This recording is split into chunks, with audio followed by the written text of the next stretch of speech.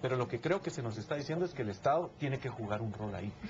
A mí me parece, diciendo con todo respeto del colega, a mí me parece que es una pésima señal para la inversión internacional. Yo creo que tomarse, digamos, por parte del Estado, tal y como está redactado, ¿no? Porque se puede redactar de varias maneras. Si se redactara, por ejemplo, diciendo que el Estado indemnizará con los precios de mercado a las empresas que expropie, digamos, o a las empresas de las cuales adquiera el 40%, pues todavía habría algún grado de justicia.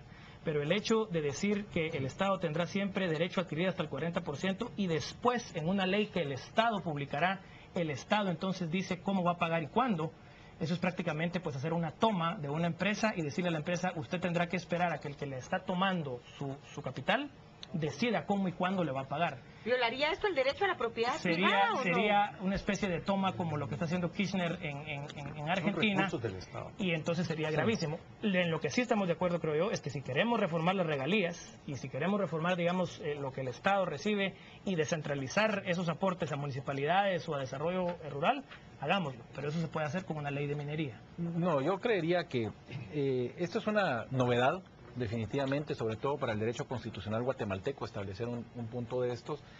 Definitivamente aquí se está explotando un patrimonio que es del Estado y es de todos.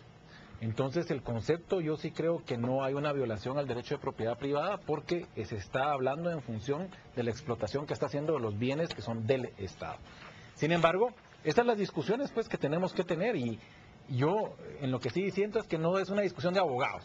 Esto quisiera yo que fuera mucho más multidisciplinaria. Aquí, sobre todo, economistas, politólogos, sociólogos tienen que opinar muchísimo sobre estas reformas constitucionales. El ejército deja de tener la seguridad interior, se ajusta a los acuerdos de paz y aparece la policía como constitucional, ahora es aconstitucional, no la encontramos. ¿Esto tiene algún significado específico o simplemente le da forma a lo que de hecho ya se está viviendo? Bueno, solo un comentario muy breve. Apoyo la posición de Alejandro porque no soy abogado. Bueno, soy un matemático economista, entonces vamos bien, creo yo, la posición. Yo creo que ahí la gran pregunta es si lo que se quiere hacer con la policía tiene que normarse en la Constitución. ¿Es necesario que esta sea una disposición constitucional? Yo creo que tiene dos caras. Debido a que el rol del ejército sí está en la Constitución y lo estamos cambiando, yo creo que por ahí puede ir la motivación de ponerlo. Pero a ver si no estamos siendo demasiado reglamentarios con la policía en la propuesta para la reforma. Señores, uno de los principios es no tocar la Constitución si se puede desarrollar en ley ordinaria. Sin embargo, pues está establecido ahí. Yo creo que la intención es equiparar un poco la carrera de policía, que siempre ha sido vista de menos en función de lo que ha sido el ejército. Se está tratando pues de equiparar ambas instituciones. Sin embargo, aquí yo creo que la discusión que vamos a tener es si el ejército se debe dedicar o no a la seguridad interna en las condiciones en que está establecido aquí. Yo creo que eso es, unos estarán a favor, otros estarán en contra, pero sobre eso tendríamos que girar nosotros el debate y la discusión. Y un ministro de Defensa Civil que creo que es válido. Y que, un ministro de Defensa Civil sería que un buen desarrollo a la situación de un alto crimen organizado, narcotráfico, pasos fronterizos tomados.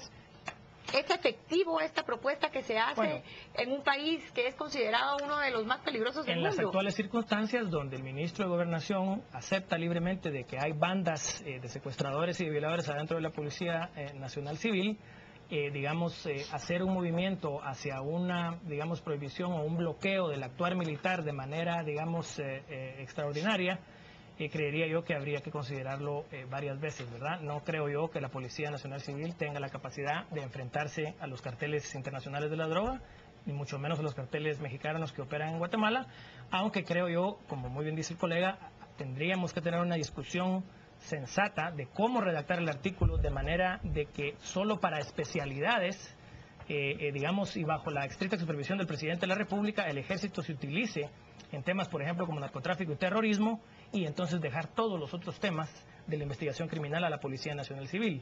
Creo que el desarrollo de un ministro civil sería una cosa que sería muy bueno en el ámbito internacional, pero una vez más, si vamos a hacer esas reformas a costa, por ejemplo, y perdonen que insista, pero dejar al fiscal general de la Nación a merced de la voluntad política de la mitad más uno de los diputados, Eso, señores, eso no es independizar al fiscal general, eso es poner el cargo del fiscal general a disposición del antojo político del partido de gobierno. Procurador, y eso es terrible. Procurador General de la Nación, Procurador de Derechos Humanos, cambian algunas formas, pero sustancialmente cambia algo. Con el Procurador de Derechos Humanos sí creo que hay que hacer un estudio profundo del tema, porque se le está retirando el hecho de que sea comisionado al Congreso.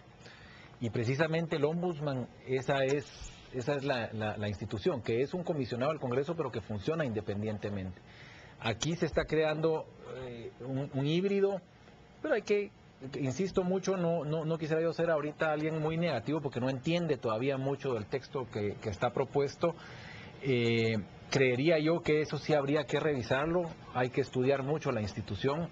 Tengo en lo personal mis reservas, insisto, institucionalmente no se ha tomado ninguna posición, pero yo creería que el Procurador de Derechos Humanos no puede dejar de ser comisionado del Congreso, porque precisamente por ser un comisionado de conciencia y no ser coercible sus resoluciones, lo que tiene es un peso político atrás y no le hacen caso, y el peso político se llama Congreso. Bueno, pero también es un tema que se ha prestado a mucho compadrazgos, tráficos de influencia. Vemos planillas en la PDH donde existen muchos familiares de diputados con altos salarios. Por supuesto, pero entonces la pregunta que nos tenemos que hacer es: ¿queremos o no un ombudsman? Pero digamos, tal como funciona en el derecho comparado y tal como fue concebido en Guatemala, es para que sea independiente, pero que sí sea un comisionado del Congreso. O sea, sí se requiere esa relación que se tenga, porque necesita de ese apoyo político para fortalecer. Desgraciadamente tenemos malas experiencias en algunos sectores, pero creo que eso tiene que cambiar. Tenemos exactamente 30 segundos para cada uno para hacer una evaluación. Yo sé que es difícil, o una intención de propósitos, o una recomendación, lo que ustedes quieran hacer a la luz de esta lectura, para que el ciudadano diga, bueno, me quedo con estos dos tips y a partir de ahí me pongo a investigar. Ricardo, 30 segundos. Yo creo que las propuestas tienen algunas buenas intenciones, creo que hay elementos buenos, pero me parece que 50 artículos hay algunos que pareciera que sí pudiéramos resolver con leyes ordinarias. Esto hay que analizarlo, no es un tema para correr, es la Constitución, así es que yo creo que es momento de ponerse a trabajar en serio. Don Giovanni. Sí, yo coincido. 50 artículos de la Constitución no pueden ser analizados en conciencia por ningún grupo de juristas en 7 o en 15 días. Digamos, creo yo que esa es una propuesta descabellada por parte de la Presidencia de la República. Esto es un tema muy delicado. Yo, en lo personal, he dicho públicamente mi preferencia por Proreforma y por esas reformas, pero si vamos a reformar la Constitución para empeorar el sistema de justicia o para poner en riesgo el derecho de propiedad privada y la inversión extranjera en Guatemala, yo prefiero dejar la Constitución como está y embarcarnos en lo verdaderamente necesario, que es la reforma al sistema político guatemalteco y la corrupción de ese sistema, a hacer pedazos una Constitución que tanto nos ha costado. Don Alejandro. Yo creo que es un momento en que la sociedad ha planteado la necesidad de reforma constitucional. O sea, esto inició por la Universidad de San Carlos, Universidad de Landívar, estaba lo de Proreforma, había líder, presentó 3 propuestas, etcétera.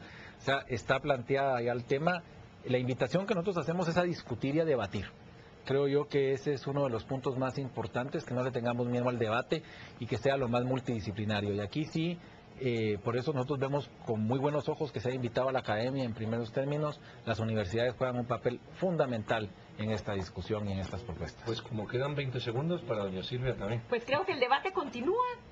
Tendremos para mucho, hay que analizar al detalle esto. Me preocupa un poquito el tema de los asesores del presidente, que son quienes están haciendo esto, que puedan estar representados por todos los sectores, así que creo que ese diálogo abierto es bienvenido aquí y lo vamos a seguir teniendo. Señores, muchísimas gracias. Creo que ese ha sido el primer abordamiento de este tema, un martes, pero nunca es mal día. Más tiempo, señor presidente, requiere todo el mundo. Pero lo importante es que estamos en esa vía del diálogo y de la discusión, así que muchísimas gracias. Ustedes empiecen también a aportar sus ideas y no se vayan, porque regresamos con el deporte.